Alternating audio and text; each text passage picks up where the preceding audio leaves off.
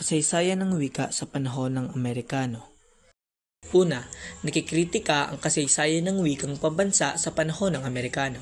Kalawa, na ibabahagi ang halaga ng pagkakaroon ng wikang pambansa sa panahon ng Amerikano. At ikatlo, natutukoy ang mga pinagdaanang pangyayari tungo sa pagkabuo at pag-unlad ng wikang pambansa. Panahon ng Amerikano. Noong 1878, pagkatapos ng pananakop ng Espanyol, dumating ang mga Amerikano noong 1878 na pinamunuan ni George Dewey. Pagkatapos mapapagsak ng mga Amerikano ang mga Espanyol, sinakop nila ang Pilipinas. Nagsimula ang panibagong yugto sa ating kasaysayan na tinatawag na panahon ng Amerikano, kung saan layunin nilang turuan ang mga Filipino ng bagong kultura, sistema ng edukasyon at paggamit ng wikang Ingles. Pagbabago sa edukasyon at wika. Noong 1978 at 1946, ang panahon ng Amerikano ay nagdala ng malaking pagbabago sa sistema ng edukasyon at sa wikang ginagamit ng mga Pilipino. Dinala ng mga Amerikano ang sistemang pampublikong edukasyon, ibig sabihin libre at bukas para sa lahat. Sa mga paaralan, Ingles ang ginagamit bilang wikang panturo. Dahil dito, unti-unting nasanay ang mga Pilipino sa paggamit ng Ingles at sa pagkikipag-usap at pag-aaral. Thomasites, wikang Ingles ang naging panturo at wikang pantalastasan mula sa antas ng primary hanggang kolehiyo, at ang mga sundalo ang kinikilalang unang guro at tagapagturo ng Ingles na kilala sa tawag na Thomasites. Tinawag silang Thomasites dahil sila ay dumating sakay ng barkong USS Thomas noong Agosto 1901. Mayroong 5,000 siyam na guro, 3,068 lalaki at 1,041 babae na ipinadala ng Amerikano upang magturo ng Ingles sa mga Pilipino. Layunin nilang turuan ng mga kabataan na bagong kaalaman at maging daan sa pagpapalaganap ng kulturang Amerikano. Layunin ng mga Amerikano, gawing kasangkapan ang wika upang madaling mapamahalaan ang Pilipinas. Ginagamit ng mga Amerikano ang wikang Ingles bilang paraan upang mas madaling makipag-usap at mamahala sa mga Pilipino. Para sa kanila, kapag natuto ng Ingles ang mga Pilipino, mas madali silang maimpluwensyahan sa kaisipan at kultura ng mga Amerikano.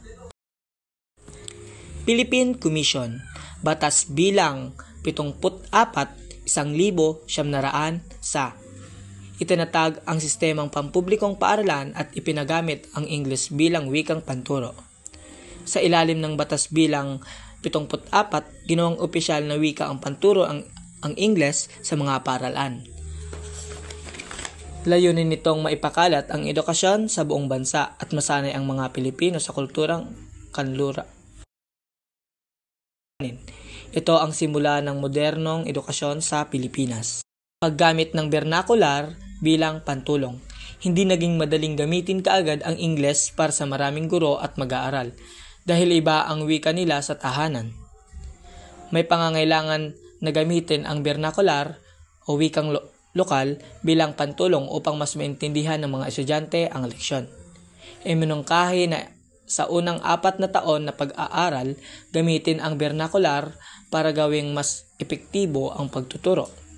Ilang lokal na libro ang itinala bilang Ingles, lokal na wika, halimbawa Ingles Ilocano, Ingles Tagalog, Ingles Bisaya, upang suportahan ang sistemang ito. Hindi lahat na guro at estudyante ay marunong agad ng Ingles, kaya pinayagan ng mga Amerikano na gamitin muna ang wikang vernacular upang wikang katutubo sa unang 4 na taon na pag-aral. Ginamit ito upang mas madaling maunawaan ang aralin. Lumabas din ang mga aklat na may halos Ingles at lokal na wika tulad ng Ingles Tagalog o Ingles Bisaya. Paninindigan laban sa Ingles bilang wikang pambansa. Noong 1931, sinabi ni George Bate na hindi dapat gawing pambansang wika ang Ingles dahil hindi ito wika ng tahanan. Sumang-ayon dito sina George Bocobo at Maximo Calao. Ang wikang pambansa ay mas mabuting ibatay sa katutubong wika kaysa sa banyagang wika. Ayon kay George Bate at sinang-ayunan nina George Bocobo at Maximo Calao, hindi dapat gawing pambansang wika ang Ingles dahil ito ay hindi wika ng tahanan ng mga Pilipino. Para sa kanila, mas nararapat na ang wikang pambansa ay batay sa iisa sa mga katutubong wika at bansa upang tunay na kumatawan sa pagka-Pilipino. Ang wikang pambansa, kasaysayan, pagsalungat at ideolohiya. Ngayong araw na ito ating tatalakayin paano nga ba nagsimula ang usapin ng wikang pambansa noong panahon ng Amerikano. Sino-sino ang mga personalidad at gumanap ng mahalagang papel at sa paanong nagpatuloy ang debate hanggang sa kasalukuyan. Ang wikang pambansa, isang kwento ng paglalaban, pagpili at pagkakaisa. Isang bansa, libo-libong wika ng dialekto. Ngunit paano tayo nagkaroon ng iisang wikang pambansa? Noong 1934 Kombensyong Konstitusyonal, pinili ng mga lider kung alin ang magiging batayan ng wika. Ito ay hindi lang usapin ng wika, kundi ng kalayaang nasyonalismo at pagkakakilanlan. Panimula, ang pagpili ng wikang pambansa ay bunga ng nasyonalismo at kontrakolonyalismo. Pinag-usapan sa 1934 Kombensyong Konstitusyonal, magkaroon ng sariling wika ng pagkakaisa. Hindi simpleng usapin ng wika ang pinagdedesisyonan, ito ay laban para sa identidad, laban sa kolonyalismo at para sa tunay na kalayaan ng mga Pilipinas. Konteksto ng 1934 Kombensyong Konstitusyonal. Nagdesisyon sila na pumili ng isang katutubong wika sa kadahilanan.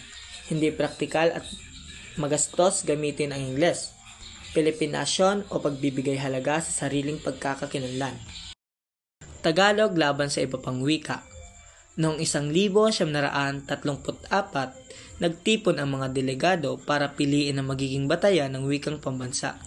Mula pa lang sa simula, mainit na ang talakayan dahil iba-iba ang nais itulak ng bawat rehiyon. Noon kasi guys, ay wala tayong sariling wikang pambansa, kaya ipoproklama sana ng wikang pambansa ay Espanyol o Ingles. Ngunit may mga delegado na tumutol at sinabing kailangang pumili ng isang katutubong wika na gagawing wikang pambansa. Napag-isipan nilang Tagalog ang pagbabasehan ng wika pambansang, ngunit may mga delegado na tumutol at sinasabing ang lingwahe raw nila. Mga bayani ng wika o mga delegado. Philip R. Jose.